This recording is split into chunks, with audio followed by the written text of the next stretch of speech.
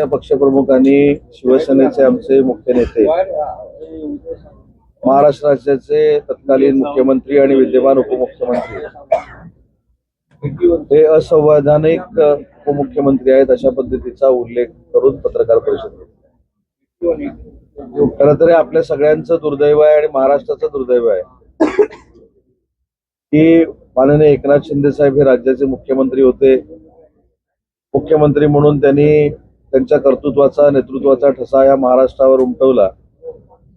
आज ते उपमुख्यमंत्री म्हणून काम करतायत, परंतु मुख्यमंत्री असताना देखील ते संविधानात्मक नाहीत अशा पद्धतीची टीका त्यांच्यावर व्हायची आणि आता उपमुख्यमंत्री झाल्यानंतर देखील तीच टीका करून त्यांना कमी लेखण्याचा प्रयत्न काही लोक करतायत। पण मला या पत्रकार परिषदेच्या माध्यमातून सांगायचं आहे की जेवढी टीका माननीय एकनाथ शिंदे साहेबांवर करतील तेवढी महाराष्ट्रातली जनता पेटून उठेल। एवढं चांगलं काम महाराष्ट्रातल्या जनतेसाठी माननीय एकनाथ शिंदे साहेबांनी त्यांच्या 2.5 वर्षाच्या मुख्यमंत्र्यांच्या कारकिर्दीमध्ये केलेलं आहे। उपमुख्यमंत्री पदाच्या बाबतीत जर बोलायचं झालं तर मी आपल्याला एक यादी वाचून दाखवतो की महाराष्ट्रामध्ये कोण कोण उपमुख्यमंत्री होते। तर नाशिकराव तिरपुडे साहेब हे उपमुख्यमंत्री होते, सोळंके साहेब उपमुख्यमंत्री होते, रामराव अधिक उपमुख्यमंत्री होते। एवढंच नाही तर वंदनीय बाळासाहेबांच्या आशीर्वादानं ज्यावेळी पहिलं युतीचं सरकार 1995 सालामध्ये महाराष्ट्रामध्ये आलं त्यावेळी मनोहर जोशी साहेब हे मुख्यमंत्री होते आणि गोपीनाथ मुंडे साहेब हे उपमुख्यमंत्री होते।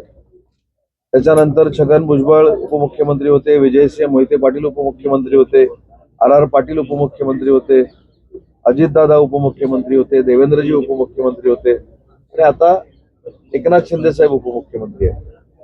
परंतु एखाद्याची बदनामी करायचीच असं ठरवून ज्यावेळी पत्रकार परिषद घेतली जाते किंवा एखाद्या व्यक्तीला टार्गेट केलं जातं तेव्हा आपण मागचा इतिहास विसरतो आणि ज्यावेळी आपण उपमुख्यमंत्र्यांना असंविधानिक म्हणतो त्यावेळी काँग्रेसचे जे देखील उपमुख्यमंत्री देशामध्ये आहेत, म्हणजे कर्नाटकमध्ये आहेत, तेलंगणामध्ये आहेत, अशा विविध ठिकाणी काँग्रेसचे देखील उपमुख्यमंत्री आहेत, तर त्यांना देखील महाविकास आघाडीचा घटक पक्ष म्हणून युबीटीच्या पक्षप्रमुखांनी सल्ला दिला पाहिजे की हे जे उपमुख्यमंत्री पद आहे हे संविधानिक नसल्यामुळं तुम्ही त्यांचे राजीनामे घ्या।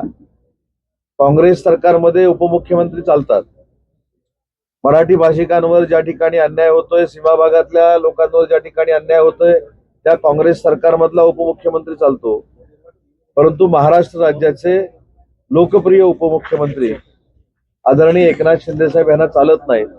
हे यांचं नाही, हे महाराष्ट्राचं दुर्दैव आहे। आणि सर्वोच्च न्यायालयानं देखील काय मत व्यक्त केलंय तर सर्वोच्च न्यायालयाने वर्ष 2024 मध्ये एका याचिकेवर सुनावलेल्या आदेशात असे म्हटले आहे की उपमुख्यमंत्री पद नियुक्त करणं हे संविधानात्मक तरतुदीचे उल्लंघन नाही अशा पद्धतीचा निर्वाळा सर्वोच्च न्यायालयाने देखील दिलेला आहे। परंतु ज्यावेळी स्वतःच्या बाजूने निकाल होतात हे सर्वोच्च न्यायालय चांगलं, ज्यावेळी स्वतःच्या बाजूने निकाल होतो तेव्हा हायकोर्ट चांगलं, निवडणूक आयोग चांगला, पण स्वतःच्या विरोधामध्ये ज्यावेळी निकाल जातो त्यावेळी या सगळ्या स्वायत्त संस्था ज्या आहेत ज्यांना ज्युडिशरी पॉवर आहे त्या सगळ्या योग्य नाहीत अशा पद्धतीची भूमिका अनेक वेळा यांनी मांडलेली आहे। आपण निवडणुकीच्या बाबतीत जर बघितलं तर लोकसभेला ईव्हीएम वरच मतदान झालं, पण लोकसभेला ईव्हीएम वर मतदान झालं ते योग्य झालं कारण यांचे खासदार निवडून आले, पण विधानसभेला यांचे सगळे आमदार पडल्यानंतर ईव्हीएम चांगलं नाही, बॅलेटवर घेतलं पाहिजे, पण बॅलेटवरचं देखील मुंबईमध्ये मतदान झालं। बेस्ट सारख्या एका छोट्याच्या संस्थेमध्ये 15,000 मतदान हे बॅलेटवर झालं, त्यातली 2,000 मतं देखील हे मिळवू शकले नाहीत। हा यांचा इतिहास आहे आणि म्हणून यांनी माननीय एकनाथ शिंदे साहेबांवर टीका करू नये। एकनाथ शिंदे साहेबांनी स्वतःचं कर्तृत्व आणि नेतृत्व हे महाराष्ट्रातच नाही तर देशामध्ये सिद्ध केलेलं आहे। ते आज एनडीएचे 3 नंबरचे नेते आहेत, एनडीएच्या सरकारमध्ये प्रमुख नेते म्हणून काम करतायत आणि त्यांना दिल्लीत गेल्यानंतर 6व्या नंबरच्या रांगेच्या खुर्चीत बसावं लागत नाही, त्यांना माननीय नरेंद्र मोदी साहेबांच्या बाजूच्या खुर्चीतच बसवलं जातं आणि ते सगळ्यांच्या खुर्चीला खुर्ची लावून बसतात. हे देखील आत्मचिंतन माननीय एकनाथ शिंदे साहेबांवर टीका करणाऱ्या प्रत्येक माणसानं केलं पाहिजे असं माझं मत आहे.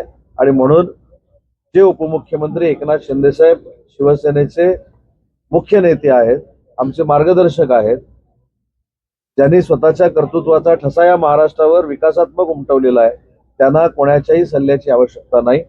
आणि बोलायचं झालं विरोधी पक्ष नेत्याचं, तर विरोधी पक्ष नेता करायचं की नाही हा निर्णय विधानसभेचे अध्यक्ष घेतील आणि विधान परिषदेचे सभापती घेतील.